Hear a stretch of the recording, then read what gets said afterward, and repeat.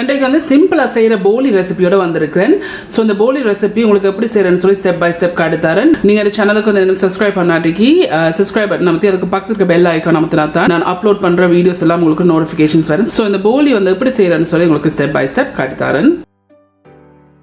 இதில் வந்து கடலைப்பருப்பு இருக்குது. நான் அரை கப் எல்லாட்டிக்கு 120 கிராம் கடலைப்பருப்பு எடுத்து நல்லா கழுவி போட்டு தண்ணியில் வந்து நனைய வச்சு நான் ஒரு 1.5 மணித்தியாலம் இப்போ 1.5 மணித்தியாலம் ஆயிடுச்சு. இந்த கிரைண்டரில் இதை போடுங்க.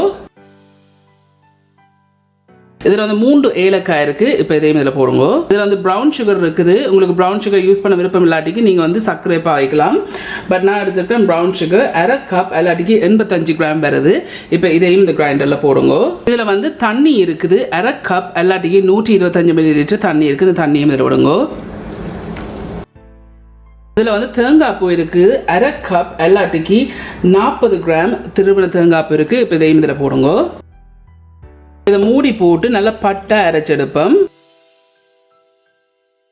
இந்த இருக்குது. இதை நான் இப்படி அரைச்சிருக்கேன். ஆகலம் பட்டை அரைக்கணும்னு அவசியம் இல்லை. இந்த இப்படி அரைச்சிருக்கேன். இதை வந்து நாங்கள் பிரம்ப இறக்கி எடுப்போம்.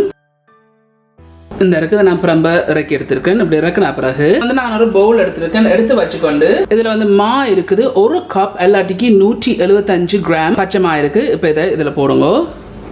இதில் வந்து மஞ்சள் இருக்குது. டர்மரிக் பவுடர் 1/4 டீஸ்பூன் மஞ்சள். இதையும் இதில் போடுங்க. இதில் வந்து உப்பு இருக்குது. அரை டீஸ்பூன் உப்பு. இதையும் இதில் போடுங்க. இதில் வந்து சாதிக்காய் இருக்குது. நட்மேக் இருக்குது. இதுலேயும் வந்து ஒரு கொஞ்சம் கூட தேவையில் ஒரு 1/8 டீஸ்பூனுக்கு கொஞ்சம் குறைய கிரேட் பண்ணி விடுங்க.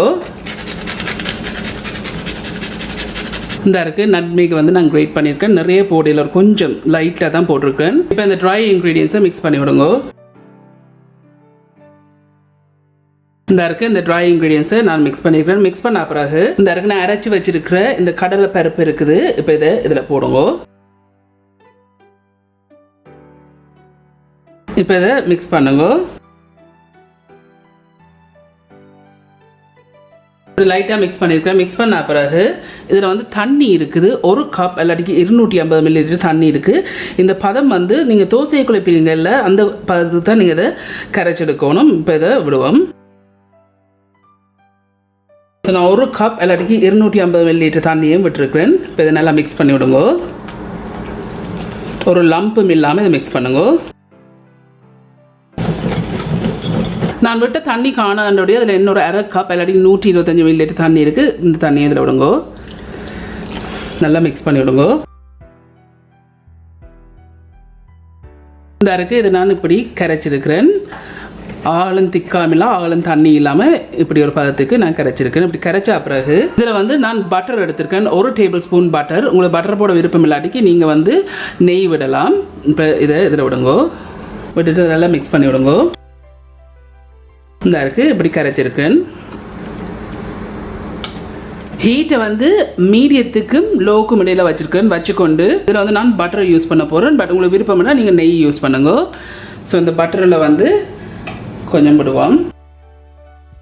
நான் ஒரு அரை டேபிள் ஸ்பூன் மாதிரி பட்டர் விட்டுருக்கேன். பேனை வந்து கொஞ்சம் சூடற விடுவோம். இப்போ இது கொஞ்சம் சூடறிட்டு ஏறினா பிறகு இந்த இருக்கிறதுல நான் கரைச்சி வச்சிருக்கிறேன்ல இது வந்து 2 கரண்டி விட போகிறேன்.